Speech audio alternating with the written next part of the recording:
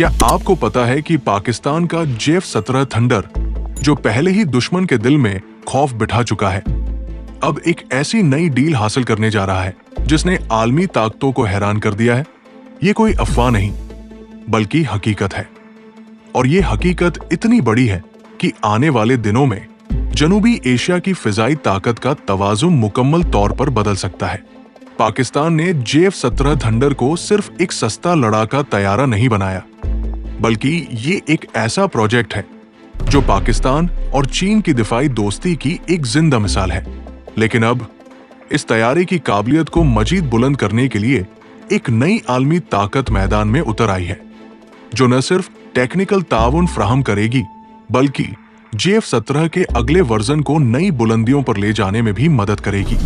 ज़राए के मुताबिक पाकिस्तान को यूरेशियाई खित्ते की एक बड़ी ताकत रूस से एक गैरमामूली ऑफर मौसूल हुई है, जिसके तहत J-17 थंडर में रूसी इंजन, जदीद एवियोनिक्स और तवील फासले तक मार करने वाले मिसाइल शामिल किए जा सकते हैं। जी हां, रूसी RD-93 ओमे इंजन, जो MiG-35 और दीगर जदीद तैयारों में इस्तेमाल हो रहा है, अब J-17 के लिए दस्तयाब हो सकता है। इस मुआहिदे की खास बात सिर्फ टेक्नोलॉजी नहीं, बल्कि ये भी है कि रूस, चीन और पाकिस्तान तीनों ममालिक इस ताउन से खित्ते में अमरीकी असर व रसूख को चैलेंज करना चाहते हैं। तीनों ममालिक जानते हैं कि अगर J-17 थंडर को अगले दर्जे पर ले जाया गया, तो ये न सिर्फ भारत के राफेल जेट्स के लिए खतरा बनेगा, बल्कि F-16 जैसे मगरबी तैयारे भी इसके सामने पुराने महसूस होंगे।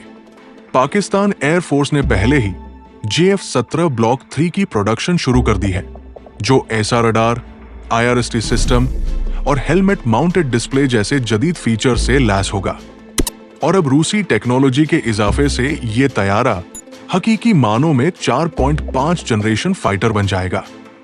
इस नई डील के पीछे कई बैनुल अक़वामी मुहर्रिकात हैं। यूक्रेन जंग के बाद रूस को नए दिफाई पार्टनर्स की तलाश थी, और पाकिस्तान ने हमेशा मुतवाज़िन पॉलिसी के तहत रूस के साथ ताल्लुकात रखे। अब जब मगरबी ममालिक रूस पर पाबंदियां लगा चुके हैं, पाकिस्तान एक स्ट्रेटेजिक मौके के तौर पर सामने आया है। दोनों ममालिक के दरमियान इंटेलिजेंस शेयरिंग, दिफाई मशकें और इक्तिसादी राब्ते पहले से मौजूद हैं। अब दिफाई टेक्नोलॉजी का इश्तिराक अगला कदम है। J-17 की आलमी सतह पर मकबूलियत में भी तेजी आई है। नाइजीरिया, म्यांमार और हाल ही में इराक और अजरबैजान ने भी इसमें दिलचस्पी जाहिर की है। अगर रूसी इंजन और जदीद हथियार इस तैयारे का हिस्सा बन जाते हैं, तो मुस्तकबिल में मजीद ममालिक भी मगरबी तैयारों के बजाय J-17 को तरजीह देंगे, क्योंकि ये कम कीमत, कम देखरेख और आला सलाहियतों का हामिल होगा। पाकिस्तानी इंजीनियर्स और चीनी माहिरीन पहले ही इस नई अपग्रेड पर काम कर रहे हैं। माहिरीन का मानना है कि 2026 के आगाज तक J-17 थंडर का नया वर्जन परवाज के लिए तैयार होगा। रूसी इंजन के साथ इसकी रफ्तार, बुलंदी और हथियारों के वजन उठाने की सलाहियत में नुमायां इजाफा होगा। एक और बड़ी पेशरफ्त है कि पाकिस्तान अब J-17 को सिर्फ अपनी एयरफोर्स के लिए नहीं, बल्कि आलमी मार्केट में एक पुरकशिश दिफाई प्रोडक्ट के तौर पर पेश करना चाहता है। तुर्की, ईरान और अफ्रीकी ममालिक पहले ही इस तैयारे के डेमो देख चुके हैं, और अगले साल दुबई एयर शो में इस नए वर्जन को आलमी मीडिया के सामने पेश किया जाएगा। अगर ये डील मुकम्मल हो गई, तो न सिर्फ J-17 का मकाम दुनिया के बेहतरीन लड़ाका तैयारों में होगा, बल्कि पाकिस्तान के दिफाई सनती शोबे को भी नई जिंदगी मिलेगी। दुनिया एक नए इत्तिहाद की तरफ बढ़ रही है, जहां मगरिब के बजाय मशरिकी ताकतें दिफाई तवाजुन को कंट्रोल कर रही है। क्या पाकिस्तान इस तारीखी मौके से फायदा उठाकर न सिर्फ अपने दिफा को मजबूत करेगा, बल्कि आलमी असलहा मार्केट में भी नई जगह बनाएगा? क्या ये नया J-17 वाकई F-16, राफेल और Su-35 के मुकाबिल आ खड़ा होगा? और क्या ये नई डील आलमी ताकतों के दरमियान एक नया स्ट्रेटेजिक ब्लॉक तश्कील देगी? ये सब सवालात आने वाले दिनों में मजीद वाजे होंगे, लेकिन एक बात तय है, पाकिस्तान का J-17 थंडर अब सिर्फ एक तैयारा नहीं, बल्कि एक स्ट्रेटेजिक हथियार है जो मुस्तकबिल की जंगों का रुख मोड़ सकता है। जैसे ही रूस और पाकिस्तान के दरमियान दिफाई इश्तिराक की खबरें दुनिया भर में फैले, मगरबी खुफिया एजेंसियों और दिफाई तजियाकरों की नींदें उड़ गई, क्योंकि ये सिर्फ एक तैयारे की अपग्रेडेशन नहीं बल्कि एक नई स्ट्रेटेजिक सफ बंदी का आगाज है।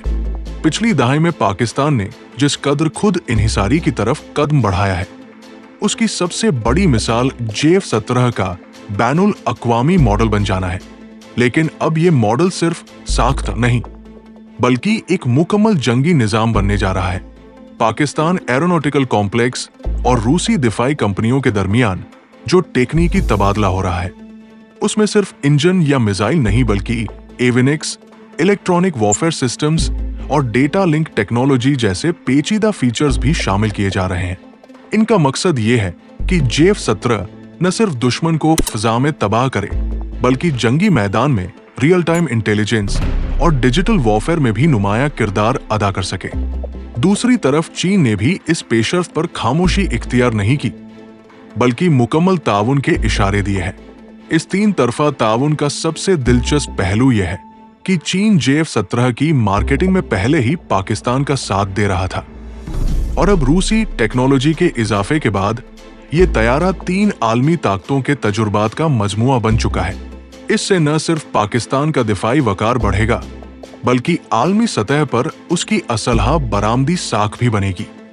पाकिस्तान पहले ही JF-17 की बुनियाद पर एक नया UAV डिजाइन कर रहा है जिसे दुश्मन की सरजमीन पर इंटेलिजेंस, निगरानी और हमले के लिए इस्तेमाल किया जाएगा। ये ड्रोन भी JF-17 के डेटा लिंक और नेविगेशन सिस्टम से हम आहंग होगा, जो एक मुकम्मल जंगी नेटवर्क तैयार करेगा।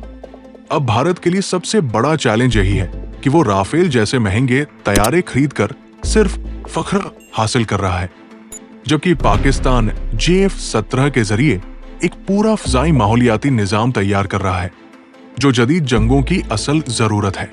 भारत की एयरफोर्स पहले ही MiG-21 जैसे पुराने तैयारों के हादसात से परेशान है और राफेल की महदूद तादाद उनकी मुकम्मल फ़िज़ाई बरतरी की ज़मानत नहीं दे सकती।